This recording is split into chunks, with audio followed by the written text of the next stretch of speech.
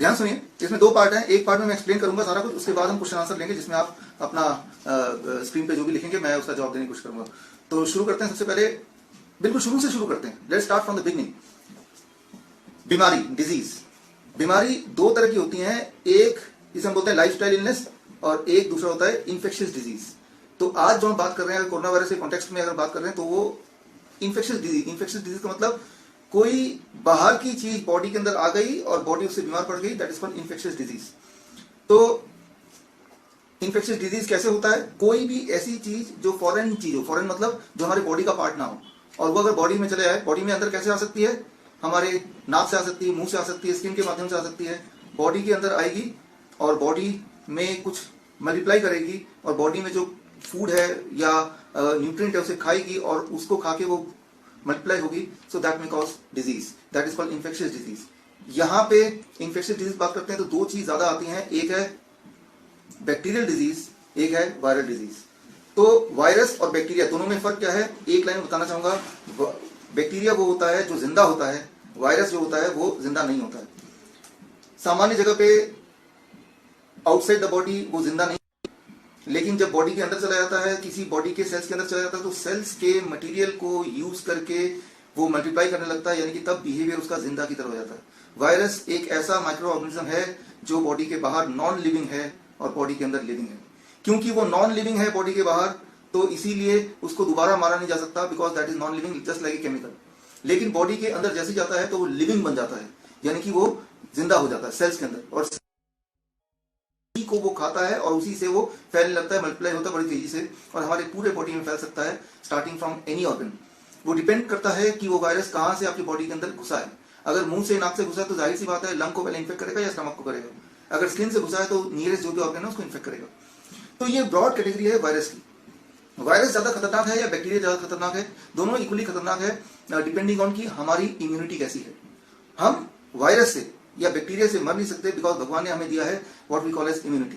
अब इम्यूनिटी इतना बड़ा एक टर्म है, उसको अगर मैं सिंप्लीफाई करूं, एक शब्द में बोलूं, बस एक शब्द आप याद रखिए, सारी बात बन जाएगी। आगे मैं जो बताने जा रहा हूं, अगले 15 मिनट में मैं जो बताने जा रहा हूं, वो सारा कुछ अगर आपको समझना हो, साइंस, कॉमर्स, कंस्पिरेसी, क्योर, देखिए चार ही चीजें। साइंस है, इसके पीछे का साइंस क्या है?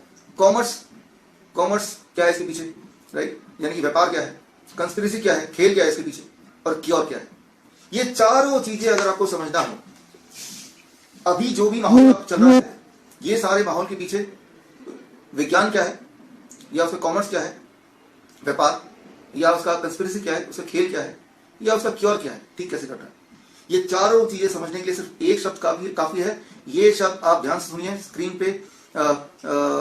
दीप, आनंद, विकास, अंजू, अभी और ना कमेंट करके सीधा आप सुनने पे ध्यान दीजिए। ये एक वर्ड आपको याद रखना पड़ेगा, this word is called dendritic cell. Dendritic cell, dendritic cell एक वर्ड है, बस इस वर्ड के अंदर सारा खेल है। जितना भी कुछ आपके आसपास अभी हो रहा है, जो भी कुछ आप देख रहे हैं, जो भी कुछ आप महसूस कर रहे हैं, आप सब अपने घर पे बैठे हैं, मैं अपने ऑफिस में बैठा हूं, हम लोग मिल नहीं पा रहे हैं, इस सब के पीछे सारी चीजों को समझने के लिए सिर्फ एक शब्द काफी है, and that one word is called dendritic cell. इस वर्ड को अगर आप समझ जाएंगे तो जितनी भी सवाल आप मुझसे पूछना चाहते हैं, अपने आप से पूछना चाहते हैं, वो सारे सवालों के जवाब का नाम है डेंड्रिटिक सेल। सो DENTRITIC, डेंड्रिटिक सेल। अब डेंड्रिटिक सेल क्या है ये एक बार समझ लीजिए बस। डेंड्रिटिक सेल क्या है ये समझने के लिए सिर्फ एक डायलॉग काफी है। डायलॉग है, गवाह भी हम हैं, वकील भी हम हैं और जज भी हम हैं। आप में से कोई बता सकता है कौन सी फिल्म का डायलॉग है?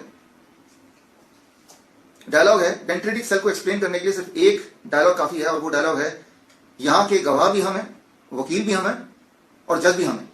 क्या आप में से कोई बता सकता है कि ये कौन सी फिल्म का डायलॉग है? आप में से कोई बता सकता है? इसी डायलॉग के अंदर सारा खेल छुपा है। अभी तक किसी ने भी जवाब नहीं दिया कि ये कौन सी फिल्म का डायलॉग है। मैं रिपीट कर देता हूं, मैं बात कर रहा हूं सिर्फ एक शब्द का, वो है डेंड्रिटिक सेल। अगर ये शब्द क्या है आपको समझ आ जाएगा तो ये सारा खेल समझ आ जाएगा। और ये शब्द को समझने के लिए एक डायलॉग समझना जरूरी है। वो डायलॉग मैं आपको बता रहा हूं, डायलॉग है, यहाँ के गवाह भी हम हैं, वकील भी हम हैं और जज भी हम हैं। क्या आप में से कोई बता सकता है कि वो डायलॉग, ये डायलॉग कौन सी मूवी का है? अभी तक तो किसी ने बताया नहीं, किसी के कमेंट अभी तक स्क्रीन पे आए नहीं। जो इस नहीं, जिद्दी फिल्म का गाना डायलॉग नहीं है, कोई और। मैं थोड़ा हिंट दे देता हूं, सलमान खान। अब कोई बता सकता है ये कौन सी फिल्म का डायलॉग है? डायलॉग है, यहाँ के गवाह भी हम हैं, वकील भी हम हैं और जज भी हम हैं। अंधा कानून भी नहीं है, तिरंगा भी नहीं है। अभी आया था फिल्म शायद दबंग 2। चलिए, फिलहाल इंपॉर्टेंट है कि ये डायलॉग का मतलब ये है कि बॉलीवुड का एक हीरो जो अपने आप में कई सारे रोल प्ले कर सकता है, डिसीजन मेकर एक ही है कि गवाह भी वही बनता है, वकील भी वही बनता है, जज भी वही बनता है। हमारे बॉडी का जो बॉलीवुड का हीरो है, हमारे बॉडी का जज जो है, वकील, जज और गवाह, ये तीनों चीजें एक हैं और वो एक है dendritic cell. Dendritic cell is like super hero of our body. हमारे बॉडी का जो 95% इम्यूनिटी है, वो इम्यूनिटी को कंट्रोल करता है, तय करता है सिर्फ एक वर्ड एंड एक सेल आपकी बॉडी की, वो है डेंड्रिटिक सेल। अच्छा, अब ये डेंड्रिटिक सेल मिलेगा कहां? ये पूरे बॉडी में फैला हुआ है, खास तौर पे आपके हाथों में फैला हुआ है, आपके पूरे स्किन में फैला हुआ है डेंड्रिटिक सेल। ये सेल आपका रखवाला है, ये सेल आपका पहरेदार है, ये सेल आपकी फौज है, ये सेल आपकी आर्मी है, और यही सेल है जो आपके लिए गवाह का काम करेगा, किसी दुश्मन का गवाह को बचाने से के लिए गवाह, वकील का काम करेगा आपकी बॉडी के लिए, और जज का काम भी करेगा डेंड्रिटिक सेल। ये सेल कहां पाया जाता है? आपके पूरे बॉडी में पाया जाता है, हाथ में, स्किन में, हर जगह पाया जाता है। अगर ये सेल आपने हटा दिया, कुछ लोग ऐसे हैं पूरे दुनिया में, कुछ छोटे बच्चे हैं जिनके बॉडी में ये सेल या तो कम होते हैं या मर चुके होते हैं। वही लोग हैं जो डायबिटीज टाइप 1 पेशेंट बन जाते हैं, ऑटो इम्यून डिजीज आ जाता है, एलर्जी आता है, या किसी भी तरह का स्किन डिजीज आ जाता है। तो छोटे बच्चे डायबिटीज टाइप 1 या ADHD मेंटल डिसऑर्डर या फिर स्टमक इन्फेक्शन, अल्सर या और भी किसी तरह का एलर्जी या ऑटोइम्यून डिजीज, ये सारा कुछ होता है अगर बचपन से अनफॉर्चुनेटली डेंड्रिटिक सेल आपके बॉडी में कम हो या वो किसी वजह से मर जाए। अब ये सेल कैसे काम करता है अगले 2-3 मिनट में आपको समझा दूंगा, और उसके बाद सारा कुछ आसान। तो अगला 2-3 मिनट एक बार ध्यान समझिए। जब भी आपके बॉडी में कोई भी चीज एंटर करती है, खास तौर पे मुंह से, तो आपके बॉडी में जो डेंड्रिटिक सेल हर जगह फैले हुए हैं, ये डिसाइड करता है ये जो भी चीज बॉडी के अंदर गया है, ये बॉडी का दोस्त है या दुश्मन है। जब भी कोई चीज आपके बॉडी में एंटर करती है, मुंह से, नाक से, या मच्छर काटेंगे तो स्किन से, या कोई जर्म, कोई खून निकल रहा है वहां पे कुछ कीटाणु चले जाएंगे बॉडी के अंदर, आपके बॉडी के अंदर स्किन के माध्यम से, नाक के माध्यम से, मुंह के माध्यम से, किसी माध्यम से जब भी कोई भी चीज एंटर करता है, चाहे वो दवाई एंटर करती है, चाहे वो खाना एंटर करता है, चाहे वो बैक्टीरिया एंटर करता है, चाहे वो वायरस एंटर करता है, कोई भी चीज जब बॉडी में एंटर करता है तो आपके बॉडी में वो जो सुपर हीरो है, दबंग 2 की तरह, सुपर हीरो डिसाइड करता है कि ये दोस्त है बॉडी का या दुश्मन है, दोस्त है या दुश्मन है। तो फॉर एग्जाम्पल कोई वायरस एंटर करेगा, कोई बैक्टीरिया एंटर करेगा, कोई ऐसा केमिकल एंटर करेगा जो बॉडी को नुकसान करता है, तो कौन डिसाइड करेगा कि ये दोस्त है दुश्मन है? सिर्फ एक सेल डिसाइड करेगा, उसका नाम है डेंड्रिटिक सेल। और अगर उसने डिसाइड कर लिया ये तो दुश्मन है, तो डेंड्रिटिक सेल फिर आदेश देगा, पूरे बॉडी में फौज है जिसे हम इम्यूनिटी बोलते हैं, जिसे हम टी सेल्स बोलते हैं या इम्यून सेल्स बोलते हैं, उसको फौज को इशारा देगा कि भाई ये दुश्मन आ गए हैं, इन पे अटैक करो। और दुश्मन वो वायरस हो सकता है, वो कोरोना वायरस हो सकता है, वो H1N1 हो सकता है, वो ट्यूबरकुलोसिस का बैक्टीरिया हो सकता है, वो कोई और पैथोजन हो सकता है, वो कोई केमिकल हो सकता है, वो कोई पॉइजन हो सकता है, जो भी वो है, फिर हमारी इम्यूनिटी पूरी ताकत लगा के उसको मार देगी। इससे फर्क नहीं पड़ता है, कोई मतलब नहीं है कि उस वायरस का, उस बैक्टीरिया का, उस पैथोजन का नाम क्या है। वो हमारा काम नहीं है नाम उसका ढूंढना, डायग्नोस करना, हमारा बिल्कुल काम नहीं है। ये काम तो सुपर हीरो का है, और सुपर हीरो या तो बॉलीवुड में होंगे या फिर हमारे बॉडी के अंदर होंगे। बॉलीवुड में वो दबंग 2 में था, और ये भी डी से है, डेंड्रिटिक सेल। ये डेंड्रिटिक सेल अगर आपके पास है तो आप वायरस से, बैक्टीरिया से मर नहीं सकते। क्यों नहीं मर सकते? क्योंकि जैसे ही वो बॉडी के अंदर जाएगा, हमारे डेंड्रिटिक सेल उसको पहचान लेगी, ये दोस्त नहीं है, ये दुश्मन है। अच्छा, दुश्मन है तो सारी सोल्जर्स को ऑर्डर कर देगी, और सोल्जर जब लड़ाई कर रहे होते हैं वायरस से या बैक्टीरिया से, आपको तो पता ही है कि तब हमारे बॉडी का टेम्परेचर बढ़ जाता है। टेम्परेचर भी एक टूल है, एक वेपन है, जिससे जब टेम्परेचर बढ़ जाएगा बॉडी का, तो ऐसे में हमारे अंदर जो वायरस है वो इनएक्टिव हो जाते हैं। इस तरह से मैं उदाहरण देता हूं, आपने देखा होगा कि बहुत बड़ी भीड़ है जो पत्थरबाजी कर रही है, पत्थर फेंक रही है, तो पुलिस के लोग क्या करते हैं कि उनके ऊपर आंसू गैस छोड़ देते हैं। अब आंसू गैस जब छोड़ते हैं तो उनको कुछ दिखाई नहीं देता, और ऐसे में पत्थर फेंकना बंद कर देते हैं, वो अपना बचाव करने लगते हैं। तो जब टेम्परेचर बॉडी का बढ़ जाता है तो बॉडी के अंदर जो वायरस है, बैक्टीरिया है, वो आंसू गैस की तरह होते हैं, और बैक्टीरिया वायरस वहीं पे स्टॉप हो जाते हैं, मल्टीप्लाई नहीं कर पाते, और वो इनएक्टिव हो जाते हैं, वो टूटने लगते हैं टेम्परेचर जब हाई होता है। लेकिन टेम्परेचर हाई का आदेश कौन देता है? वो डेंड्रिटिक सेल का सारा कमाल है। और टेम्परेचर जैसे ही बढ़ा तो हमारे बॉडी का न्यूट्रिशन, हमारे बॉडी का ईंधन, हमारे बॉडी का पानी, वो सारा कुछ ज्यादा इस्तेमाल होता है। तो ऐसे में आपका बॉडी आपको आदेश देता है चुपचाप बैठ जाओ, लेट जाओ, काम मत करो, किसी से बात मत करो, ताकि बॉडी अपनी एनर्जी बचा सके और सारी की सारी एनर्जी लगा सके लड़ने में, वायरस को भगाने में। तो टेम्परेचर का बढ़ जाना या बुखार फील करना या वीकनेस फील करना ये बीमारी नहीं है, ये तो बॉडी में लड़ाई चल रही है और लड़ाई का एक सिम्टम बोल सकते हैं, एक वार्निंग साइन बोल सकते हैं। ऐसे में हमें अपने बॉडी का सपोर्ट करना है। ऐसे में आप टेम्परेचर को घटाएंगे तो दवाई लेके, इसका मतलब कि जैसी टेम्परेचर घटेगा तो मान लो जो आंसू गैस चला रहे थे पुलिस, उनकी आंसू गैस जैसे खत्म होंगे तो वो जो मॉब था, वो जो अटैक करने वाले अनरूली मॉब थे, वो दोबारा से एक्टिव हो जाएंगे। इसलिए कभी भी आपको तो पता ही टेम्परेचर घटाना नहीं चाहिए, घटाना टेम्परेचर बढ़ा रहेगा तो ही लड़ाई जारी रहेगी और तभी आप इस लड़ाई को जीत सकते हैं। ये तो सिंपल बातें हैं जो आपको पता ही है, तो इसमें ज्यादा डिटेल में जाने की मुझे आवश्यकता नहीं है। किसी को पूछना तो बाद में पूछ लीजिएगा। मैं यहाँ पे सिर्फ एक ही बात बोलना चाहूंगा कि जब भी कभी आपके बॉडी के अंदर कोई भी ऐसी चीज जाती है जो बॉडी के लिए नुकसानदेह है, वो वायरस हो सकता है, बैक्टीरिया हो सकता है, केमिकल हो सकता है, कोई भी चीज हो सकती है, तो हमारे बॉडी में एक डेंड्रिटिक सेल है जो उसको अटैक करेगा, जो पूरे बॉडी को एक्टिवेट करेगा। डेंड्रिटिक सेल अगर नहीं है या वो मर गए हैं, उसके कारण क्या है? एक कारण, बॉडी में बार बार केमिकल्स अगर आप देंगे तो डेंड्रिटिक सेल मर जाएंगे। जैसे जो लोग परफ्यूम ज्यादा लगाते हैं तो केमिकल बॉडी में, राइट, केमिकल के शैम्पू लगाते हैं बार बार तो डेंड्रिटिक सेल मर जाएंगे। ये बार बार सैनिटाइज करेंगे अपने हाथ को तो डेंड्रिटिक सेल मर जाएंगे, राइट। या फिर आप वैक्सीनेशन करेंगे, बचपन में जो वैक्सीनेशन होती है, वैक्सीन में मैं एक छोटी सी बात बता के खत्म करूंगा। वैक्सीन, आपको पता है कि वैक्सीन के अंदर वायरस या बैक्टीरिया का छोटा सा प्रोटीन होता है और वो प्रोटीन बॉडी में डालते हैं ताकि उस प्रोटीन को देख के हमारा बॉडी उस प्रोटीन के अगेंस्ट एंटीबॉडी मतलब वेपन बिल्ड कर ले, हमारा बॉडी उसको देख के उसको लड़ना सीखे। लेकिन जब वायरस का छोटा सा प्रोटीन हम बॉडी में डालते हैं इंजेक्शन के माध्यम से, तो डेंड्रिटिक सेल हमारी बॉडी को बोलता है देखो भाई ये जो प्रोटीन है ना, ये आपका कुछ बिगाड़ने नहीं वाला, वो एक्चुअल वायरस नहीं है, ये सिर्फ उसका छोटा सा प्रोटीन है। इसका मतलब हमारा बॉडी एंटीबॉडी नहीं डेवलप करेगा, तो वैक्सीन का जो सारा खेल खत्म हो जाएगा। तो वैक्सीन जब भी कोई आपके बॉडी में डाला जाता है तो वैक्सीन में वायरस का छोटा सा पार्ट के साथ साथ एल्युमिनियम या इस तरह के कुछ और केमिकल भी डालते हैं। एल्युमिनियम क्या करता है? वो वही करता है जो आंसू गैस किसी की आंखों में करेगा।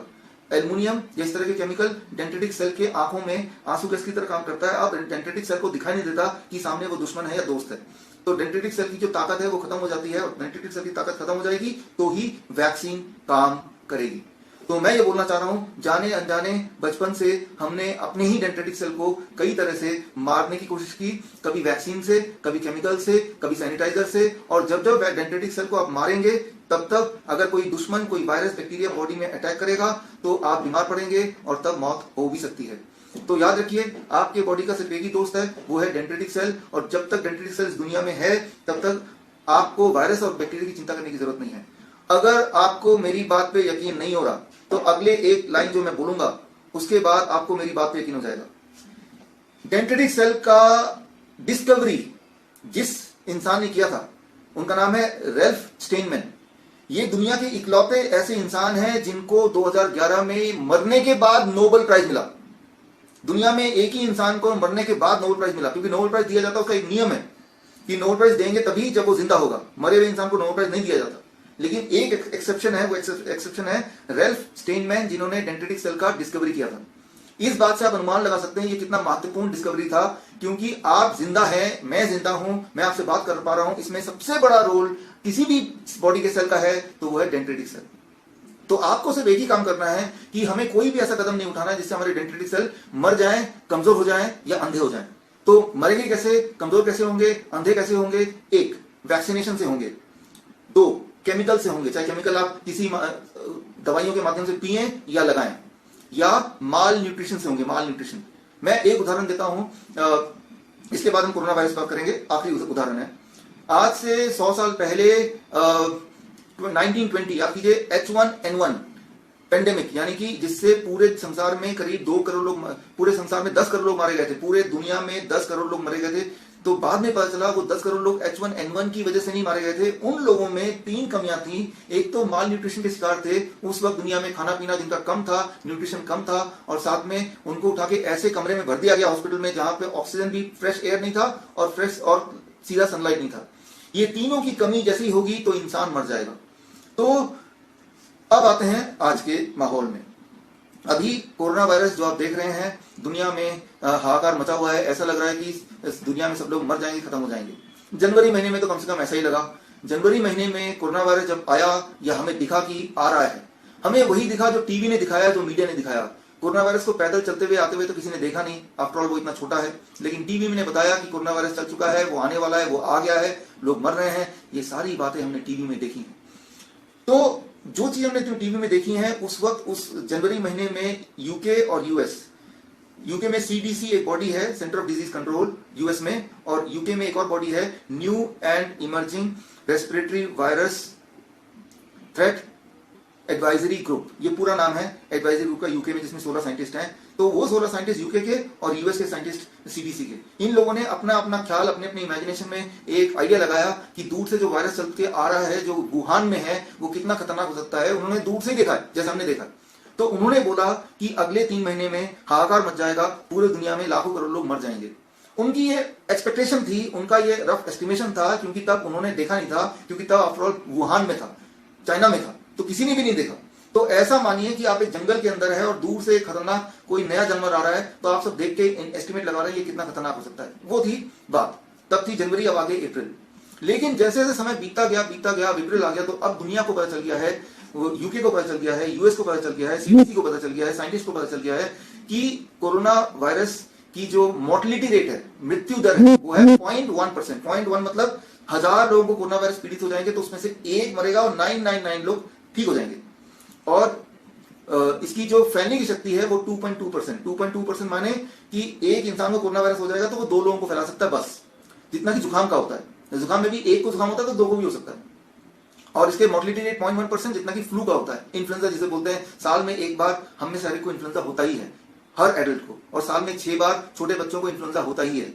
इसका मतलब जिंदगी में मैंने और आपने मिलकर करीब 80 से 100 बार हमें फ्लू हुआ था, और वो 100 फ्लू के बाद भी हम जिंदा हैं। इसका मतलब हमारे बॉडी को पता है कि फ्लू से लड़ना कैसे है।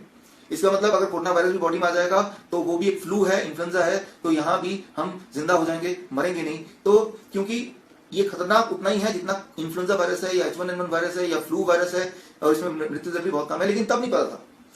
तब पूरे दुनिया में WHO ने एडवाइजरी जारी किया कि एक खतरनाक दुश्मन आने वाला है और आप सबको खा जाएगा। सब ऐसा करो, अपने अपने घर में छुप जाओ और तब तक छुपे रहो जब तक कि ये दुश्मन चला ना जाए या मर ना जाए। तो पूरे दुनिया के 90% देशों ने ऐसा ही किया, इंक्लूडिंग भारत, कि सब लोग घर में बैठे हैं। देखिए, आप और हम भी घर में ही बैठे हैं, छुप के बैठे हैं। पता नहीं बाहर कोरोना घूम रहा होगा एक शेर की तरह, एक राक्षस की तरह हमें खा जाएगा, इसलिए अंदर ही बैठे हैं। जबकि असलियत तो यह है कि कोरोना वायरस इस संसार में, दुनिया में आज से 55 मिलियन ईयर पहले और कोरोना वायरस जिस रूप में हम देख रहे हैं उस रूप में भी 10,000 साल पहले आ चुका था। या फिर CDC, centre of disease control, ने अब ये बोला है कि आप और हम कोरोना वायरस से हजारों बार ऑलरेडी पीड़ित हो भी चुके हैं, क्योंकि ये एक कॉमन वायरस है जो हमारे आसपास ऑलरेडी रहता है। शायद इस वक्त भी आपके आसपास हो या मेरे आसपास हो। तो कोरोना वायरस पहली बात कोई नई चीज नहीं है, इससे हजारों बार आप बीमार पड़ चुके हैं और ठीक भी हो चुके हैं। ऐसा मेरा मानना तो है ही, CDC, centre of disease control का भी मानना है, ये सबका मानना है। तो नया क्या है? नया सिर्फ एक बात है। अब ये जो बात आप समझाएंगे तो सारा खेल समझ जाएंगे। तो अगला 3-4 मिनट ध्यान सुनिए। जनवरी में, दिसंबर में जब सारी खबरें चाइना से आ रही थी, याद रखिए चाइना एक ऐसा देश है जो अपने अंदर क्या चल रहा है किसी को नहीं बताती। सारी चीजें चाइनीज भाषा में है, गूगल भी वहां जाता नहीं है, अलाउड नहीं है। अचानक चाइना ने अपने खिड़कियां खोल दी, पूरी दुनिया को दिखाने लगे, देखो देखो वुहान में क्या हो रहा है, देखो देखो। शायद चाइना किसी बहाने से लोगों का ध्यान अपनी तरफ खींचना चाह रही थी। तो जो भी आपने वुहान पे देखा होते हुए, उसके होने है, क्या वो एक स्टेज ड्रामा था, ये कहना बड़ा मुश्किल है। मैं तो मानता हूं एक स्टेज ड्रामा था। फिर उन्होंने बोला एक नया वायरस आ गया, उसका नाम दे दिया नोवल कोरोना वायरस, राइट। तो ये थी, और हमें लगा कि अब धीरे धीरे चल के आएगा। हमने अपने सारे एयरपोर्ट बंद कर दिए, और उसके बावजूद भी देखिए कि वो वायरस ऐसा लगता है कि हमारे आपके बीच में इस वक्त है। तो ये है अभी तक की स्थिति। देखिए, जनवरी महीने में जब तो ये था वुहान में, तब तो हम सब एस्टिमेट लग रहे थे, लेकिन आज वुहान में नहीं है, आप इंडिया में है। और सच्चाई तो यह है कि इस वायरस के मृत्यु दर 0.1% है। इसके फैलने की शक्ति जिसे बोलते हैं R नॉट फैलने की शक्ति बोलते हैं, वो 2.2% है, राइट। तो चिकन पॉक्स की फैलने की शक्ति 8 है, 8। और ट्यूबरक्लोसिस की फैलने की शक्ति 10, यानी कि कोरोना वायरस से 5 गुना ज्यादा फैल सकता है। ट्यूबरक्लोसिस का मृत्यु दर जो है वो कोरोना वायरस से 20 से 25 गुना ज्यादा है। कोरोना वायरस से 300-400 लोग मरे हैं भारत में, मान लो, लेकिन ट्यूबरक्लोसिस से हर साल 4-5 लाख लोग मरते हैं। 1 मिनट में एक इंसान मरता है ट्यूबरक्लोसिस से, हर मिनट। अभी भी बात करते हुए 15-20 मिनट हो गए, तो अभी तक भी ट्यूबरक्लोसिस से 20-25 लोग मर गए होंगे इसी दौरान जब मैं आपसे बात कर रहा हूं। तो मैं ये बोलना चाह रहा हूं कि ट्यूबरक्लोसिस से हर मिनट एक इंसान मर रहा है, पिछले 20 मिनट में 20 लोग मर गए हैं, हर दिन 1000 नए लोग मरते हैं, तो टीवी में क्यों नहीं बताते हैं? देखिए आज 1000 और लोग को ट्यूबरक्लोसिस से मर गए हैं, देखिए अब आंकड़ा 5 लाख को छूने वाला है, देखिए साल के अंत में अब 5,10,000 लोग ट्यूबरक्लोसिस से मर चुके हैं। हर सेकंड क्यों नहीं बताते ट्यूबरक्लोसिस के बारे में? ट्यूबरक्लोसिस बड़ी तेजी से फैलता है, कोरोना वायरस से 5 गुना ज्यादा तेजी से फैलता है, तो ट्यूबरक्लोसिस के लिए कभी क्वारंटाइन क्यों नहीं करते? ट्यूबरक्लोसिस के लिए कभी लॉकडाउन क्यों नहीं करते? राइट, हर साल 15 लाख नए लोग ट्यूबरक्लोसिस के शिकार होते हैं, तो क्यों नहीं करते? कोरोना वायरस के लिए क्यों कर रहे हैं? तो ये सारा कुछ जो है हमें समझना पड़ेगा कि ये जो है एलोपैथिक सिस्टम है, एक डब्ल्यूएचओ का एक प्रोटोकॉल है कि हम पूरे दुनिया में फैल जाएं, और नेचुरोपैथी है, आयुर्वेद है, होम्योपैथ है, इनको पीछे कर दो। अब सबसे जरूरी बात, पहली बात, जैसे ही टेस्ट होगा, एक टेस्ट होता है जिसे कहते हैं RC-PCR टेस्ट। कैसे पता कि आपके बॉडी में कोरोना वायरस है, कि वो वायरस कोरोना ही है? उसके लिए एक ही टेस्ट है, उस टेस्ट का नाम है RC-PCR test, reverse transcriptase PCR polymerase chain reaction test. ये टेस्ट क्या करता है, 1 मिनट में समझिए। ये टेस्ट से ये पता लगाने की कोशिश करते हैं कि आपके बॉडी में वायरस कौन सा वाला है, जबकि मैंने आपको अपने वीडियोस के माध्यम से बताया था कि RC-PCR टेस्ट डायग्नोस्टिक के लिए बनी ही नहीं है, अप्रूव्ड ही नहीं हुई। नंबर 1, आप CDC के वेबसाइट में जाकर देखेंगे तो वहां भी लिखा है कि ये टेस्ट कितना कारगर होगा कोरोना वायरस को डिटेक्ट करने में, अभी तक हमें पता नहीं है। आप FDA food and drug administration की वेबसाइट में जाकर देखेंगे तो आप पाएंगे वहां भी लिखा है कि ये टेस्ट अनप्रूवन है। ये टेस्ट अनप्रूवन है, अभी तक प्रूव नहीं किया हमने, बस हमने दे दिया। बोलने का मतलब ये है कि आपको या मुझे कोई बुखार नहीं है, कोई टेम्परेचर नहीं है, लेकिन अगर मैं कोरोना उस टेस्ट से टेस्ट करूंगा तो देयर इज चांसेस, 10% चांसेस है कि वो बोल दे कि मेरे अंदर वायरस है, राइट, कोरोना वायरस है। तो वो टेस्ट इज नॉट रिलायबल, वो टेस्ट कोई टेस्ट है ही नहीं। फॉर एग्जाम्पल, मैं सिर्फ एक ही उदाहरण दूंगा, इससे समाप्त करूंगा इस वाले पॉइंट को, फिर आगे बढ़ेंगे। वुहान में डॉक्टर ली, जिन्होंने सबसे पहले दुनिया को आगाह किया था कि कोरोना वायरस की तरह कोई वायरस नया आ गया है, जब उनकी मौत हुई, मौत से थोड़ी देर पहले कई बार PCR टेस्ट किया गया और हर बार PCR नेगेटिव आया, यानी कि उनकी बॉडी में कोरोना वायरस नहीं पाया जा रहा, और करते करते एक बार पॉजिटिव आया, उसको पकड़ लिया और बोला दुनिया को देखो ये कोरोना वायरस से मर गए। भारत में भी यही हो रहा है, एक पेशेंट को कई बार टेस्ट कर रहे हैं, 4 बार 5 बार नेगेटिव आया, फिर जैसे ही पॉजिटिव आ गया तो पॉजिटिव वाले को पकड़ के बोल रहे हैं ये कोरोना वायरस का पेशेंट है। बोलने का मतलब यह है कि हर हाल में ये साबित करना कि ये पेशेंट जो है कोरोना वायरस का ही है। तो ये जो टेस्ट है, ये टेस्ट को किसी ने अप्रूव नहीं किया, ना CDC ने, ना FDA ने, ना मैन्युफैक्चरर जिसने इस टेस्ट को बनाया है उसने तो आपने खास लिख दिया कि ये टेस्ट अप्रूव नहीं है।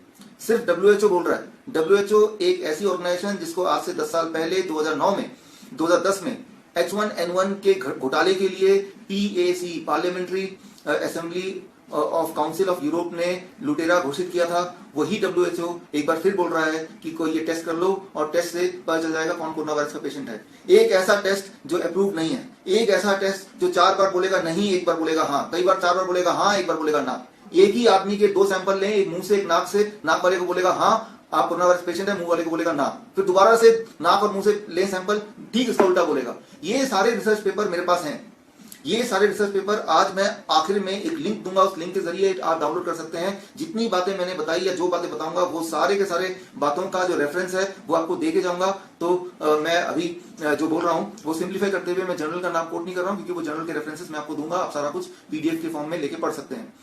तो पहली बात कि यहाँ पे डिटेक्शन मशीन है, जब भी किसी को बुखार होगा, जुकाम होगा, या देखेंगे एक कोरोना वायरस का पेशेंट पाया गया, उसके पूरे परिवार को, पूरे कॉलोनी में सबका चेकिंग होगा, और चेकिंग होगा तो उनमें से कुछ 5, 10, 20, 25 लोग बोलेंगे कि ये कोरोना वायरस के पेशेंट है। दरअसल ये बिल्कुल गलत है, क्योंकि वो टेस्ट अप्रूव्ड ही नहीं है। जो टेस्ट अप्रूव्ड नहीं है उस टेस्ट से कैसे आप डिसाइड कर सकते हैं कि कोई कोरोना वायरस का पेशेंट है या नहीं, पहली बात। दूसरी बात, अगर मैं मान लेते हैं कि मैं कोरोना वायरस का पेशेंट हूं, ऐसा हो भी जाता है, तो उस कोरोना वायरस के पेशेंट का इलाज क्या है? देखिए एलोपैथी में अब ये जो क्वारंटाइन कर रहे हैं, क्वारंटाइन वर्ड तो मैंने अपनी जिंदगी में पहली बार सुना है। पिछले 200 साल की हिस्ट्री में देखिए, मेडिकल हिस्ट्री में क्वारंटाइन वर्ड अभी पहली बार ही आया है। लॉकडाउन, क्वारंटाइन, ये सारे सब, राइट। तो मैं ये बोलना चाह रहा हूं कि कोरोना जो इलाज है, इलाज में एंटीबायोटिक दिया जा रहा है। अरे भाई कोरोना वायरस है, इसमें एंटीबायोटिक क्यों दे रहे हो? कोई कारण नहीं है। इलाज में HIV की दवाई दे रहे हैं, अरे भाई क्यों दे रहे हो? कोई इतिहास HIV की दवाई का, कोई रेफरेंस है, कोई प्रूफ है? नहीं है। इसमें रेमडेसिविर एक ऐसी दवाई दे रहे हैं जो इबोला में दिया था और बड़ी बुरी तरह से फेल हुआ था, लोग मारे गए थे, इबोला से नहीं, इस दवाई के साइड इफेक्ट से। और वो दवाई इबोला के समय से अभी भी गोडाउन में स्टॉक किया हुआ है कि किसी बीमारी के मथे चढ़ा दें और बीमारी से जोड़ के उसको बांटना शुरू कर दें। भारत ने दिलदारी दिखाई और डब्ल्यूएचओ को बोला कि कोई बात नहीं, हमारा जो भारत के पेशेंट है इन पे हम ये नया एक्सपेरिमेंटल ड्रग, देखिए रेमडेसिविर ये एक एक्सपेरिमेंटल ड्रग है, इसकी अभी तक इस दवाई की अभी तक एफिकेसी तय नहीं हुई है, ये दवाई को अभी तक अप्रूवल मिला नहीं है, लेकिन इसको भारतीयों पे, हम और आप जैसे भारतीयों पे जबरदस्ती लगी गिनी पिग इसको दिया जा रहा है इस वक्त राइट नाउ। तो एंटी मलेरियन ड्रग, मलेरिया का कोई लेना देना नहीं वायरस से, मलेरिया की जो कीटाणु वायरस नहीं होते, लेकिन मलेरिया की दवाई भी दी जा रही है। जबकि 2 दिन पहले परसों भी ब्राजील का एक रिसर्च पेपर ट्रायल कंक्लूड किया कि ये दवाई जो भी लेगा उसमें हार्ट रेट एबनॉर्मली हाई हो जाने के चांसेस हैं, जिससे उसकी डेथ हो जाएगी, और जो कि हो भी रही है। भारत में 1 हफ्ते पहले एक डॉक्टर की डेथ हो गया था गुवाहाटी में, आपको पता ही है। जैसे ये दवाई लिया एंटी मलेरियन ड्रग जिसे बोलते हैं, तो मलेरिया की दवा, इबोला का फेल्ड ड्रग, HIV की दवा, एंटीबायोटिक्स, ये सारी दवाइयां दिए जा रहा है फोर्सफुली, जैसे कि आप और हम कोई गिनी पिग है। नंबर 1। नंबर 2, एक आखिरी बात कि जब किसी को कोरोना वायरस पाया जा रहा है तो क्या उसके पास ये चॉइस है कि मैं आयुर्वेद में जाके इलाज कराऊं, अपना होम्योपैथ में जाके इलाज कराऊं, नेचुरोपैथ में जाके इलाज कराऊं, घर में बैठ के इलाज कराऊं, या मैं क्वारंटाइन में चला जाऊं? कोई ऑप्शन नहीं है। आपको पकड़ के ले जाएंगे और गिनी पिग की तरह आपको दवाइयां देंगे। अगर दवाइयों के बाद आप मर जाते हैं तो बोलेंगे भाई ये तो कोरोना से मर गए और कहीं बच के निकल गए, तो डब्ल्यूएचओ को बताएंगे देखो ये मेडिसिन सक्सेसफुल हो गया, ये तो मेडिसिन ने ठीक कर दिया। तो ये तो चल रहा है खेल। तो ऐसे में मैं जानता हूं कि आप में से ज्यादातर लोग जो हैं नेचुरोपैथी से जुड़े हैं, आयुर्वेद से जुड़े हैं, होम्योपैथ से जुड़े हैं। हमें और आपको क्या करना है? हमें और आपको क्या करना है? आप सोल्यूशन की बात करते हैं। सोल्यूशन सिर्फ एक है, सोल्यूशन सिर्फ एक है, और वो कि हमें अपनी इम्यूनिटी को बढ़ाना है। मैंने तो आपको पहले ही बोला था कि इम्यूनिटी ही इसका सोल्यूशन है, और इम्यूनिटी को बढ़ाने के लिए सिर्फ एक नाम मैंने बोला था, वो नाम दोबारा रिपीट करता हूं जो लोग लेट आए हैं, and that is called dendritic cell.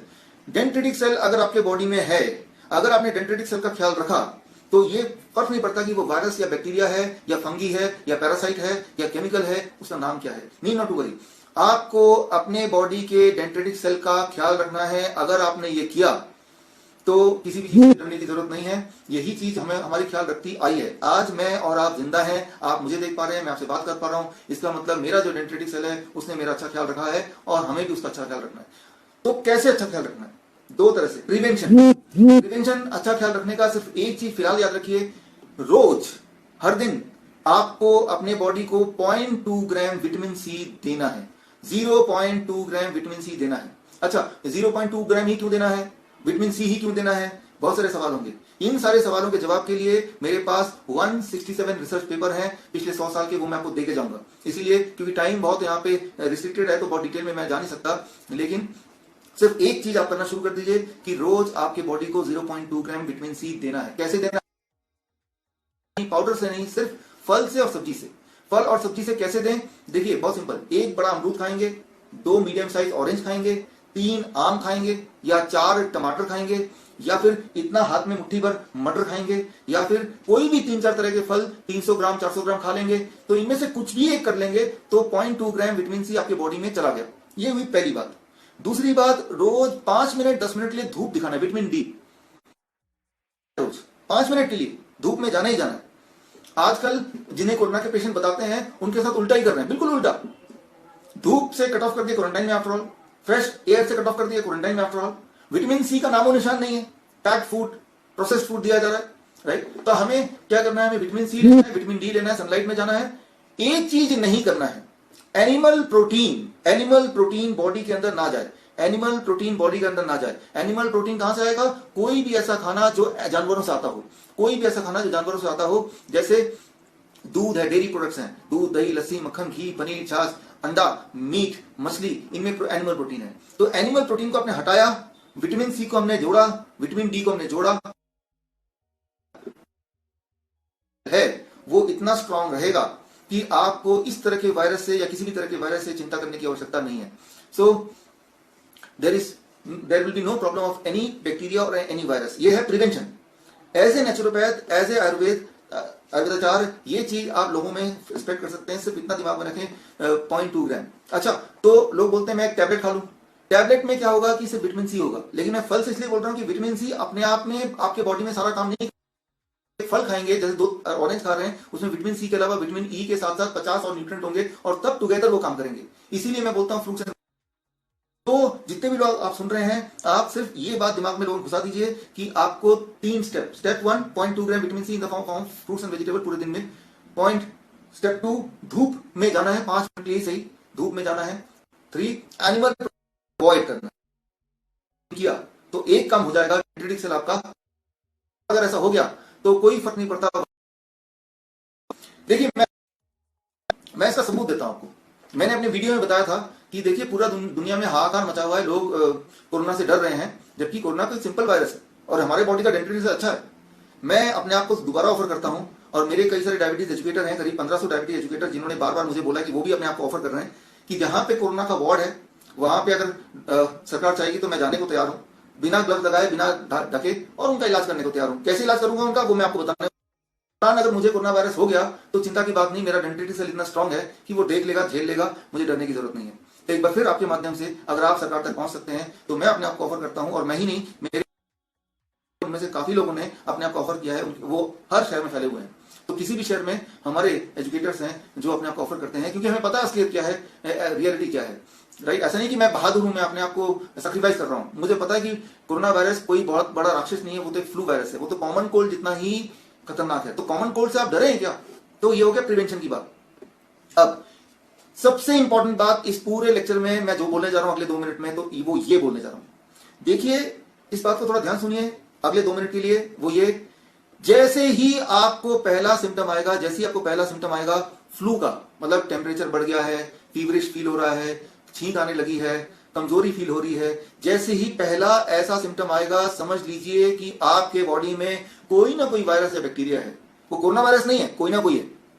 तो ऐसे में आपको उसी वक्त से for next 3 days 3 step diet, liquid, fluid and solid diet आपको शुरू करना है। मैं आपको बता सकता हूं हजारों लोग हैं जिन्होंने इसको किया। आप में से भी अगर किसी ने ये 3 स्टेप डाइट किया तो आप स्क्रीन पे लिख सकते हैं अपने कमेंट में जाके। तो जैसे ही आप ये 3 स्टेप डाइट करेंगे, तीसरे दिन के शाम तक वो वायरस न जाने कहां गायब हो जाएगा, और चौथे दिन सुबह आप खड़े होकर सारे काम करेंगे जितना कि पहले दिन इससे वायरस से पहले कर रहे थे। 3 स्टेप डाइट अगले 2 मिनट में मैं बोल रहा हूं। वो ये, स्टेप 1, आपका बॉडी वेट डिवाइड बाई 10। मेरा बॉडी वेट मान लो 60 kg है, divide by 10 it become 6। 6 glass पूरे दिन में नारियल पानी ताजा वाला, और 6 ही ग्लास पूरे दिन में सिट्रस फ्रूट जूस, मौसमी का जूस, संतरे का जूस, अनानास का जूस, किन्नू का जूस। देखिए कितना बड़ा ग्लास होना चाहिए, करीब 400 ml। 400 ml मतलब ये बड़ा, और उसको पीते वक्त कम से कम लगे 10 मिनट, और उसमें छानना नहीं है। पहले दिन सिर्फ इतना ही करना है, कुछ और खाना नहीं है, कुछ और पीना नहीं है, सिर्फ इतना करना है।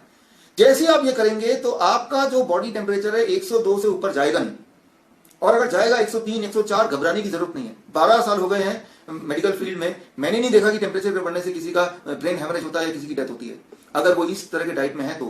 इसलिए घबराने की जरूरत नहीं है, स्ट्रांगली आप रहिए, टेम्परेचर की चिंता मत कीजिए। Number 1 very important, liquid diet. इसके पीछे का साइंस मैं बता दूं, विटामिन सी है इसके अंदर, मिनरल वाटर की तरह है, कोकोनट वाटर भगवान का बनाया हुआ मिनरल वाटर।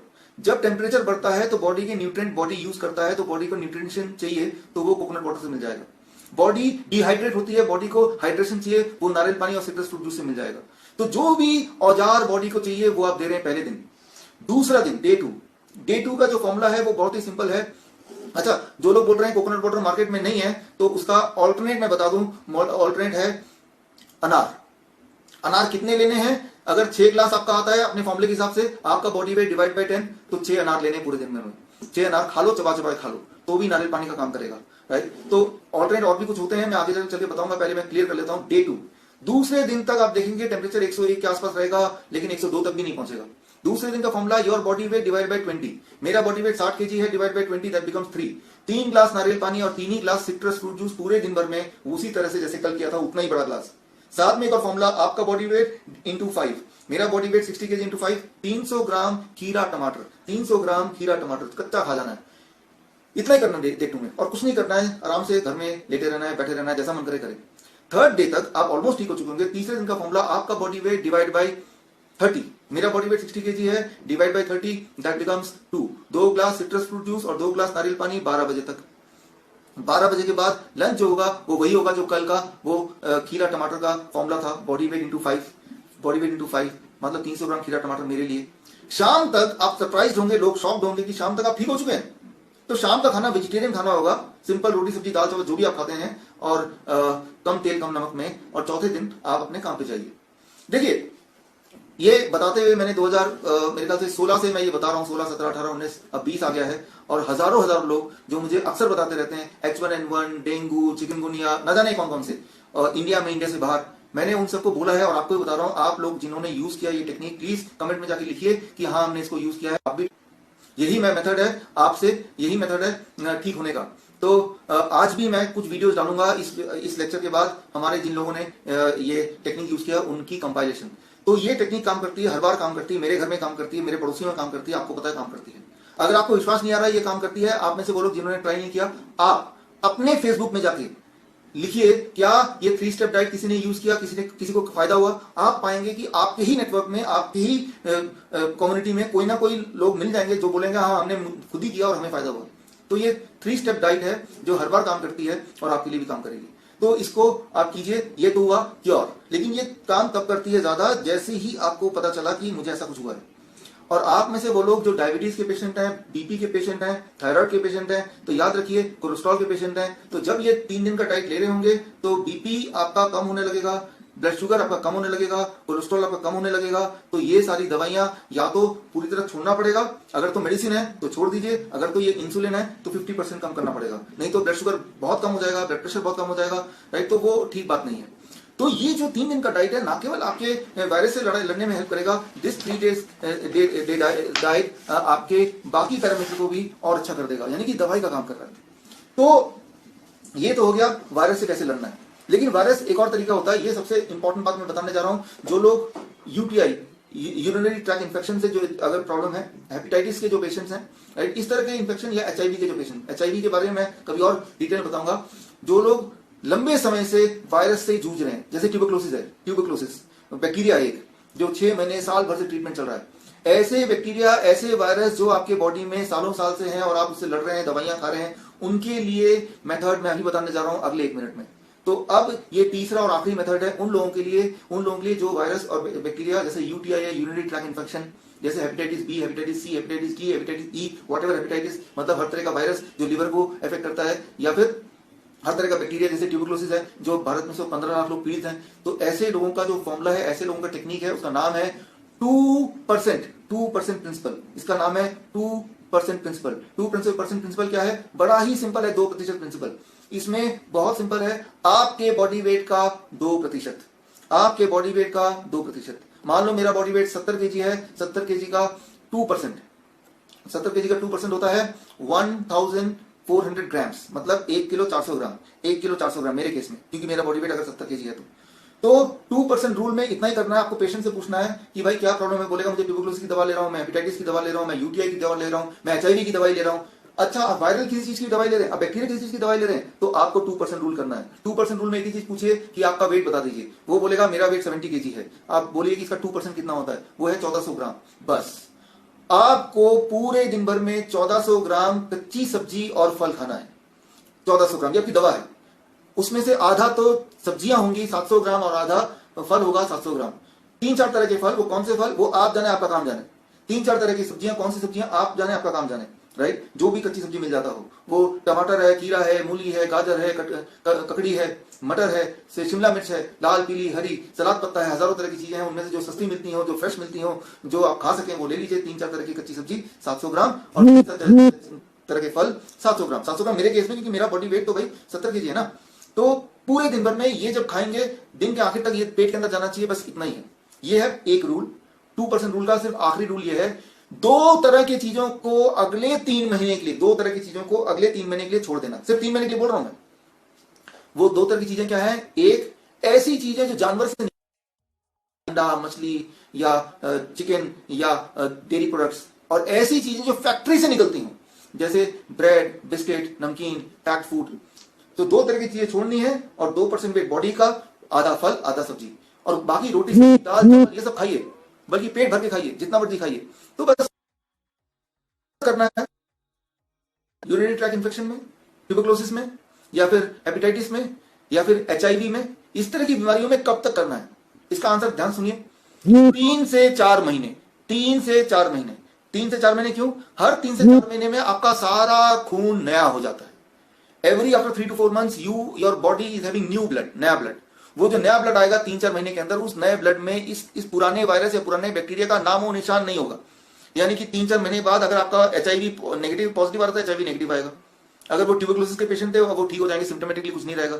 अगर वो UTI था वो सिम्टोमेटिकली गायब हो जाएगा। Hepatitis A B C D E या कुछ भी है वो गायब हो जाएगा। कितना? 3 से 4 महीने। तो देखिए प्रिवेंशन मैंने बता दिया। अगर वायरल फ्लू टाइप है तो 3 दिन, और अगर कोई इन्फेक्शन है तो 3 या 4 महीने। 4 महीने मान लीजिए, तो बस इसी के अंदर सारी बीमारियां कवर हो जाती हैं। इन्फेक्शियस डिजीज कवर हो जाती है, राइट। तो ये आप बता सकते हैं। आप में से बहुत लोगों ने किया भी होगा अपने लिए या अपने किसी पेशेंट के लिए, तो वो भी स्क्रीन पे आप टाइप करके बता सकते हैं अगर किसी ने किया तो, और या अपना वीडियो बना के या उस पेशेंट का वीडियो बना के आप भेज सकते हैं या अपने ही फेसबुक में पोस्ट कर सकते हैं। देखिए ये जो मैंने बताया है, इस बताने से इसका कुछ व्यापार नहीं हो सकता, राइट, क्योंकि सब्जियां फल इनके कॉपीराइट नहीं हो सकते, इनके पेटेंट नहीं हो सकते। इसीलिए इन चीजों को दबाया गया, रोका गया, ताकि ये लोगों को पता ना चले। लेकिन इसीलिए ये काम आपका है, आयनों का है, मेरा है, कि हम सब मिलके हर घर में जाके हर एक से इंटरनेट के माध्यम से, व्हाट्सएप के माध्यम से, फेसबुक के माध्यम से आप लोगों को पहुंचाएं। जब लोगों को बताएंगे तो याद रखिए ये कोई मेरा बनाया हुआ मेथड नहीं है, ये कोई मेरा बनाया हुआ मेथड नहीं है, ये ऑलरेडी सिस्टम में था। मैंने तो आसान शब्दों में आपको बताया है। ये 3 मेथड बताए। प्रिवेंशन कैसे करना है, 2 ग्राम विटामिन सी। दूसरा 3 स्टेप डाइट, 3 दिन में कैसे ठीक करना है। तीसरा जो लंबी बीमारियों को कैसे ठीक करना है। ये तीनों डाइट बताया। ये तीनों डाइट आई कहां से, मुझे कैसे पता चला, हम क्यों मान लें, साइंस क्या है इसका? अगर आपके दिमाग में सवाल है तो इसका जवाब ये किताब है। देखिए इतनी मोटी किताब मैंने बनाई है और ये किताब के अंदर सारे जवाब हैं। ये किताब बड़ी मुश्किल से, बड़ी मेहनत से बनाई है। इसमें करीब 1200 पेजेस हैं, लेकिन ये किताब आप डाउनलोड कर सकते हैं। आप अगर ये किताब डाउनलोड करना चाहते हैं तो लिख लीजिए, लिंक मैं दे रहा हूं, biswaroop.com/corona book, biswaroop.com/corona book। ये अगर आप टाइप करेंगे तो मेरा वेबसाइट में वो पेज खुल जाएगा और इस पेज में आप इतनी मोटी किताब को डाउनलोड कर सकते हैं। और इसके अंदर जो भी चीज अभी आज मैंने लेक्चर में कवर किया है, उन सबके साइंटिफिक एविडेंसेस पूरे PDF के साथ एक ही जगह पे आपको मिल जाएगा, राइट। पहली बात। दूसरी बात, यहाँ पे ध्यान देखिए कि यहाँ पे मेरा नाम भी लिखा हुआ है, राइट। लेकिन मैं आपको बता दूं, इस बुक का राइटर मैं नहीं हूं, ये बुक तो मैंने कंपाइल किया है, ये बुक के राइटर आप भी हैं, राइट। तो आप चाहे तो अपना नाम भी लिख सकते हैं और लिख के आप लोगों को दे सकते हैं, राइट। तो ये अगर मैं बोलूं ये मेरी चीज है, ये मेरा टेक्निक है, ये मेरा डाइट है, वो गलत होगा। ऐसी बात बोलते थे सिर्फ इस दुनिया में एक ही इंसान, उनका नाम था श्री राजीव दीक्षित जी। और उसके बाद अब ये हमारी बारी है उसी चीज को आगे बढ़ाना कि याद रखिए अगर हेल्थ है तो ही सब कुछ है। और आज जो आप देख रहे हैं कोरोना का जो खेल है, ये खेल में हेल्थ को पीछे भगा रहे हैं। हेल्थ का मतलब दवाइयां, ऐसा सोच रहे हैं। अब मैंने बहुत कुछ बता दिया आपको, सिर्फ एक सवाल मैं आपसे पूछूंगा, उसके बाद आपके सवाल और मेरे जवाब। सवाल मैं आपसे पूछ रहा हूं, सवाल ये, अभी लॉकडाउन चल रहा है भारत सरकार का, और लॉकडाउन में हम लोग घर में हैं, सपोर्ट कर रहे हैं सरकार का, करेंगे भी, मैं भी कर रहा हूं और आप भी करेंगे, करना भी चाहिए। एक सवाल आता है कि सब्जी की दुकान में, फरीदाबाद में रहता हूं, सब्जी का दुकान 4 घंटे खुलता है, 11 बजे से 3 बजे। सब्जियां, फल, सब्जी, खाना पीना, राशन वगैरह 4 घंटे के लिए। लेकिन दवाइयों की दुकान जो है वो सुबह से लेके रात तक खुलता है या फिर 24 घंटे खुला रहता है। मैं आपसे पूछना चाहता हूं, आप में से कई लोग मेडिकल बैकग्राउंड के हैं, नहीं है तो आपके दोस्त होंगे डॉक्टर, आप मुझे एक भी दवाई का नाम बताइए जिस दवाई से की वजह से किसी की जान बच सकती हो। एक भी दवाई का नाम बताइए। कि दवाई की दुकान पूरे 24 घंटे क्यों खोल के रखते हो भाई? उस दवाई की दुकान में ऐसी कौन सी दवाई है जिसकी जरूरत आधी रात को पड़ सकती है, जिसकी जरूरत रात को पड़ सकती है, दिन को पड़ सकती है, और वो दवाई अगर नहीं मिलेगी तो कोई मर सकता है? ऐसी कौन सी दवाई है? अगर ऐसी कोई दवाई है तो आप मुझे बताइए, और अगर ऐसी कोई दवाई नहीं है तो ये सिर्फ पूरे मार्केट में एक ही दुकान का अलाउ किया, वो है कि दवाइयों की दुकान खुली रहेगी। देखिए दवाइयों की कमी की वजह से हम बीमार नहीं पड़ रहे हैं, हमारे अपनी डेंटिटिक सेल की हेल्थ ना होने की वजह से हम बीमार पड़ रहे हैं, अगर पड़ रहे हैं तो, राइट। तो मैं आपको जवाब दे देता हूं कि इसी बात का सबूत है कि सिर्फ एक दुकान को खोलने का आदेश दिया है, वो है दवाइयों की दुकान। क्योंकि ये जो सारा खेल चल रहा है WHO का बना हुआ, इस खेल के पीछे कारण यह है कि किसी भी तरह से एलोपैथी का राज, राइट, वेस्टर्न मेडिसिन का राज पूरी तरह से है। अब देखिएगा आज से 6 महीने के अंदर वैक्सीन आ जाएगा या 3 महीने के अंदर वैक्सीन आ जाएगा, और बोल देंगे कि वही लोग घर से बाहर निकल सकते हैं जो वैक्सीन लगाएंगे। पुलिस रोकेगी, दिखाओ वैक्सीन कार्ड, आप वैक्सीन कार्ड दिखाएंगे, चलो आगे बढ़ो। वैक्सीन कार्ड नहीं है, जिम नहीं जा सकते, वैक्सीन कार्ड नहीं है, स्कूल नहीं जा सकते, वैक्सीन कार्ड नहीं है, ऑफिस नहीं खोल सकते, राइट। तो वही चीज पट्टी पढ़ाई जा रही है। देखिए घर से बाहर निकलने के लिए मास्क लगाना है भाई। ये जो मास्क है, आपके पास भी मास्क है, ये जो वायरस है, वायरस कितना छोटा है? 100 नैनोमीटर। 100 नैनोमीटर कितना होता है? जो हमारे जो स्पर्म सेल्स हैं, स्पर्म सेल्स 5000 नैनोमीटर है, 5000 नैनोमीटर स्पर्म सेल्स हैं, उससे भी छोटा। मान लो स्पर्म्स फुटबॉल है तो ये जो वायरस है ये टेनिस का बॉल है, इतना छोटा। तो जिस भी आप मास्क लगा रहे हैं उसमें से पानी निकल सकता है, हवा निकल सकता है, तो उसमें से वायरस भी निकल सकता है। लेकिन मास्क का मेन मकसद जो मैं देख रहा हूं, हालांकि मास्क लगाइए बिकॉज सरकार का आदेश है, मास्क लगाने का मेन मकसद है कि बार बार अपने आप को याद दिलाना, देखो डर के रहो, डर के रहो, डर के रहो, डर के रहो। बार बार टीवी में बोल रहे हैं डरो डरो डरो डरो डरो, दिमाग में घुसा दिया आप मर सकते हैं, आप मर सकते हैं, मर सकते हैं। और एक बार वैक्सीन आएगा तो बोलेंगे कि वैक्सीन आ गया, ये लगा लो, बच सकते हैं। तो 140 करोड़ लोग वैक्सीन लगाएंगे और सालों साल लगाएंगे, हर साल लगाएंगे, और वैक्सीन लगाएंगे तो डेंड्रिटिक सेल काम करना बंद कर देगी। मैंने आपको बताया डेंड्रिटिक सेल के आंखों में पट्टी अगर आपको लगाना है तो वैक्सीन से लग सकता है। एक बार डेंड्रिटिक सेल अगर आपका काम करने बंद कर दे तो क्या होगा कि अब आप बीमार पड़ेंगे। कोई भी वायरस अटैक करेगा तो हमारी बॉडी की इम्यूनिटी उससे लड़ नहीं सकती, और हमारी बॉडी की इम्यूनिटी अगर लड़ नहीं सकती है तो हम बीमार पड़ेंगे, बीमारी में रहेंगे और बीमारी से मरेंगे। यानी कि जितना पैसा हमने कमाया वो सब बीमारी में जाएगा। वो बीमारी की इलाज में नहीं जाएगा, वो दवाइयों में जाएगा। दवाइयां और इलाज दो अलग अलग बातें हैं। आप में से जो लोग एलोपैथिक हैं, सॉरी, जो लोग होम्योपैथिक हैं, आयुर्वेद के लोग हैं, यूनानी लोग हैं, नेचुरोपैथी है, आप सब मिलिए साथ में और एक सवाल अपने आप से पूछिए, लोगों से पूछिए कि भाई कोई कोरोना का पेशेंट है, वो आयुर्वेद से क्यों नहीं इलाज करा सकता, वो होम्योपैथ से क्यों नहीं इलाज करा सकता, वो नेचुरोपैथी से क्यों नहीं इलाज करा सकता। तो कोई बोलेगा क्योंकि नेचुरोपैथी में, होम्योपैथी में, आयुर्वेद में कोई इलाज है ही नहीं। तो क्या एलोपैथ में इलाज है? एलोपैथ में भी तो इलाज नहीं है। जो दवाइयां दे रहे हैं वो दवाइयों से तो लोग मर रहे हैं, राइट। सो खैर ये सारी बातें हैं और बातें तो आगे भी चलती रहेंगी, लेकिन अब मैंने जो कहना था वो काफी सारा कुछ मैंने आपको बता दिया। ये डेंड्रिटिक सेल क्या होता है, कोरोना क्या है, ये खेल क्या है, साइंस क्या है, प्रिवेंशन क्या है, क्योर क्या है, हर चीज मैंने बता दिया। और मैं रिपीट करता हूं, ये जो भी बातें बताई हैं वो सारे सबूत यहाँ पे हैं, ये सारे सबूत यहाँ पे हैं। और ये क्या है, ये किताब है जो फ्री में आप डाउनलोड कर सकते हैं, bishrup.com/corona book। आप में से वो लोग जो हिंदी समझते हैं, जो ये इंग्लिश की जगह हिंदी चाहते हैं, तो उसी में हिंदी का भी लिंक दिया हुआ है। लेकिन हिंदी वाली जो बुक है वो समरी बुक है। समरी मतलब 25-30 पेज में समराइज किया हुआ है, और इंग्लिश में पूरा है। तो बाकी पूरी किताब को भी हम हिंदी में करेंगे, लेकिन समराइज वर्जन हिंदी में भी है और पूरी बुक तो इंग्लिश में है। ये सारी बुक आप अपने लिए डाउनलोड कीजिए और व्हाट्सएप के माध्यम से आप जितने लोगों तक चाहें इसको पहुंचाइए, ताकि लोग का डर बॉडी से बाहर निकले, वो डर से बाहर निकले, पहली बात। दूसरी बात, आज मैंने जितनी बात बताई है इनमें से कोई भी बात आप इसलिए मत मानिए कि मैं बोल रहा हूं।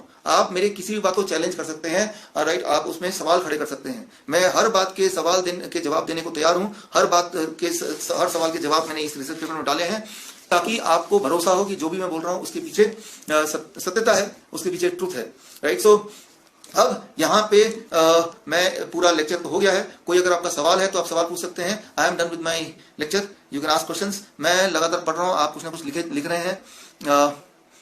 आपके सवाल मैं पढ़ रहा हूँ इस वक्त, तो सवाल में किसी का कोई सवाल है तो आप लिखिए और उसका जवाब देने को मैं तैयार हूँ।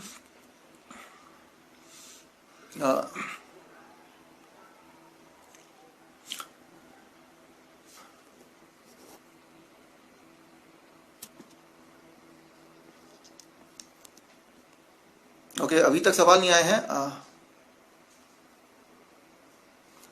देखिए एक सवाल आया जगदीश चंद्रा जी का, will we start the wide campaign against mandatory vaccine program. देखिए ये कैंपेन शुरू करना पड़ेगा, कैंपेन शुरू करना चाहिए, ठीक है, कैंपेन शुरू करना चाहिए। बल्कि आज से इस प्लेटफॉर्म के माध्यम से एक कैंपेन मैं शुरू करने जा रहा हूं। आप में से जो लोग जुड़ना चाहें जुड़ सकते हैं, सब लोग जुड़िए। कैंपेन का नाम है stop human guinea pig campaign. इंसान को गिनी पिग बनाया जा रहा है, इंसान को जबरदस्ती पकड़ के कि आप कोरोना हो, क्वारंटाइन करके ऐसी केमिकल डाल रहे हैं जो केमिकल का पहले से कोई रिकॉर्ड नहीं है। ऐसे केमिकल रेमडेसिविर जिसका जानवरों पे भी टेस्ट नहीं हुआ, वो इंसान पे टेस्ट किया जा रहा है, और टेस्ट में हजारों की संख्या में, और टेस्ट के बाद ये बता देंगे कि ये मेडिसिन काम करती है कोरोना के, और वो मेडिसिन फिर लागू हो जाएगा सभी के लिए। तो यानी कि इंसान बन गया ह्यूमन गिनी पिग, और इसमें भारत का योगदान है। ह्यूमन गिनी पिग भारतीय बन गए हैं, तो हमारा और आपका ये फर्ज बनता है कि हम stop human guinea pig campaign में आगे चलें। इस कैंपेन के लिए 2 दिन पहले हमारे एक बहुत बड़े लॉयर हैं, प्रशांत भूषण नाम, मेरा स्लिप हो रहा था दिमाग से, प्रशांत भूषण जी, आप जानते ही होंगे नाम, उनके साथ में मिला था, और वो एक हमारे लिए PIL डालेंगे ताकि इस तरह के जो अभी चल रहा है ये अभी खत्म हो जाए, राइट। सो आप भी जुड़िए इस कैंपेन में। अगर जुड़ना चाहते हैं तो जुड़ने के लिए आप सब end of illness, and END of OF illness, ILLNESS, end of illness @ bishwaroop.com BISWAROOP.com में जाके आप मुझे मेल कर सकते हैं कि आप इस मिशन में जुड़ना चाहते हैं, इस कैंपेन में, मैंडेटरी वैक्सीन कैंपेन में, राइट, और ह्यूमन गिनिपिग कैंपेन में, जो कि पहले ऐसा लगता था सिर्फ वेस्टर्न यूएस तक ही लिमिटेड है, यूके तक ही लिमिटेड है, लेकिन अब वो चॉइस नहीं है, ये भारत में भी यही होने वाला है। उसी दिशा में भारत जा रहा है। नहीं तो क्यों आयुर्वेद आचार्य को कोरोना पेशेंट नहीं दिया जा रहा है, होम्योपैथ को कोरोना पेशेंट नहीं दिया जा रहा है, नेचुरोपैथ को कोरोना पेशेंट नहीं दिया जा रहा है, उनसे दूर रखा जा रहा है। क्योंकि मुझे पता है अगर किसी दिन एक पेशेंट भी आयुर्वेद के हाथ में चला गया, नेचुरोपैथ के हाथ में चला गया, तो उनकी पोल खुल जाएगी। ये पता चल जाएगा कोरोना नाम का कोई ऐसा घमासान बीमारी है ही नहीं, ये तो अपने आप ही ठीक होने वाली बीमारी है। एक आखिरी बात मैं आपको बताना चाहूंगा, याद रखिए कि अगर अभी का जो रिसर्च है ब्रिटिश मेडिकल जर्नल 2 अप्रैल, इसके अंदर दिया हुआ है ऑलरेडी, ब्रिटिश मेडिकल जर्नल 2 अप्रैल कि 80% लोगों के बॉडी में कोरोना जाने से कोई बीमारी होती ही नहीं है। यानी कि 100 लोगों के बॉडी में कोरोना वायरस जाएगा तो उसमें से 80 लोग बीमार नहीं पड़ेंगे, उनको पता भी नहीं चलेगा, सिर्फ 20 लोगों को बीमार पड़ेंगे। उस 20 में से भी 10 लोगों को सिर्फ थोड़ी मोटी खांसी और जुकाम होगा और कुछ नहीं होगा, बाकी 10 लोगों को बुखार भी होगा। यानी कि 90 लोगों के बॉडी में कोरोना वायरस जाएगा तो 10 लोग बीमार पड़ेंगे, फ्लू होगा।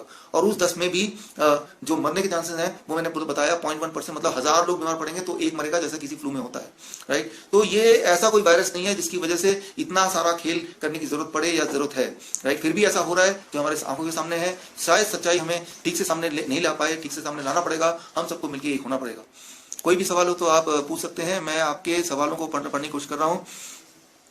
आपने इम्यूनिटी कैसे बढ़ाए ये सारा कुछ मैंने बता दिया है। और गवर्नमेंट नहीं मान रही है डर, देखिए गवर्नमेंट ऑफ इंडिया है, 90% देश है like government of India, government की कोई दोष नहीं है। तो WHO से कंट्रोल्ड है, इंटरनेशनल बहुत सारे और कमिटीज हैं, UNO है, उनसे कंट्रोल्ड है। तो उनका जो भी आदेश होता है उस आदेश को यहाँ पे लागू किया जाता है। लेकिन मुझे लगता है कि यहाँ अपनी बॉडी भी होनी चाहिए। आयुष मिनिस्ट्री है वो सो रही है, अभी तक तो कुछ कर नहीं रही है। आपके सामने ही है सारा कुछ, आप जितना जानते हैं आयुष मिनिस्ट्री के बारे में उससे ज्यादा कौन जानता है। हमारे आनंद बिरादर जी है, वो तो आयुष के गलियों में अक्सर ही दिखते हैं। लेकिन आनंद बिरादर जी से मैं पूछना चाहूंगा कि सर आनंद जी, अभी कोरोना का जब महामारी चल रही है तो हमारा आयुष कहाँ चला गया, हमारा नेचुरोपैथ कहाँ चला गया, हमारी नेचुरोपैथी कहाँ चली गई? वो तो बिल्कुल गायब हो गई, जैसे कहीं थी नहीं, दुबक के बैठ गई। हमारे आयुर्वेद सब दुबक के छुप के बैठ गए कि हमें कोरोना ना हो जाए। और एक अच्छे सोल्जर्स को ऐसा लग रहा है कि जो डॉक्टर्स हैं वो एक सोल्जर की तरह, एक पहरेदार की तरह सामने आ रहे हैं, एक हीरो की तरह, जबकि ऐसा कुछ है नहीं। वो भी गुलाम है, जैसा उनको बताया जा रहा है वैसा वो समझ रहे हैं। जबकि सच्चाई तो ये है कि कोरोना वायरस एक नॉर्मल वायरस है, ये एक ऐसा वायरस है जिससे हम बचपन से लड़ते आए हैं, एक बार फिर लड़ सकते हैं, कोई बड़ी बात नहीं है। मुझे लगता है कि सबके सवाल कोई ऐसा खास आ नहीं रहे हैं, या तो आपको सब कुछ बहुत अच्छी तरह समझ आ गया है या कुछ भी समझ नहीं आया है। यही 2 केस होते हैं जब सवाल नहीं आते। बट मुझे लग रहा है सबको सब कुछ समझ आ गया, क्योंकि आपके कमेंट बड़े, और कमेंट आप और भी आगे देते रहिए। जो भी आपके कमेंट्स होंगे उन कमेंट्स को मैं इकट्ठे करूंगा और इकट्ठे करके मैं उसका एक वीडियो बना के जारी करूंगा, ताकि कुछ चीजें अभी अगर रह गई हैं तो वो चीजें मैं आगे भी आप तक पहुंचा सकूं। तो आखिर में मैं ये बोल रहा हूं कि आपके दिमाग में अगर कोई भी सवाल है कोरोना से रिलेटेड, तो उन सारे सवालों के जवाब इस किताब के अंदर है। और ये किताब का लिंक मैंने अभी थोड़ी देर पहले बताया था, काफी लिंक है bishwaroop.com, विश्वरूप मतलब BISWAROOP.com/कोरोना बुक। तो ये है, इस जाके आप इस बुक को डाउनलोड करें। इसमें हिंदी में भी है, इंग्लिश में भी है। हिंदी में तो समरी वर्जन है, 25 से 30 पेज का ही बना है, और इंग्लिश में तो पूरा मेरे ख्याल से 1200 पेजेस तक का है। तो आपको जैसा सहूलियत हो वो आपके लिए भी पढ़ें। इसमें अगर कोई हो तो लोगों तक शेयर करें। और अगर आप हमारे साथ कैंपेन में जुड़ना चाहते हैं तो endofillness@bishwaroop.com, END of illness bishwaroop.com के साथ जुड़ें। और अगले 3-4 दिन में प्रशांत भूषण जी, जो कि यहाँ के इंडिया के बहुत जाने माने लॉयर, उनके माध्यम से आपकी सहायता से एक PIL पब्लिक इंटरेस्ट लिटिगेशन भी हम डालने जा रहे हैं, ताकि चीजें बदलें, एक अच्छा भविष्य भारत को मिले। आपकी मदद से एक अच्छा भविष्य भारत को मिलने जा रहा है, मिल जाएगा, इस उम्मीद के साथ कि आप और हम मिलकर जुड़ के, इसके साथ कि आज जो भी कुछ आपने देखा ये लोगों तक पहुंचाएंगे। और पहुंचाने के बाद और हमसे जुड़ने के लिए और हमारे चीजों से जुड़ने के लिए मैंने ईमेल दिया, एक फोन नंबर भी आप नोट कर लीजिए। इसमें व्हाट्सएप में S आर्मी लिख देंगे तो मैं समझ जाऊंगा कि आप मुझसे जुड़ना चाहते हैं। ये फोन नंबर है 9312286540, राइट। सो उम्मीद करता हूं जिस तरह से आयोनो ने मुझे मौका दिया आप तक पहुंचने के लिए, आगे भी मौका देते रहेंगे। और इसी के साथ इस उम्मीद से हम मिलते रहेंगे। All the best, thank you, जय हिंद, वंदे मातरम, थैंक यू।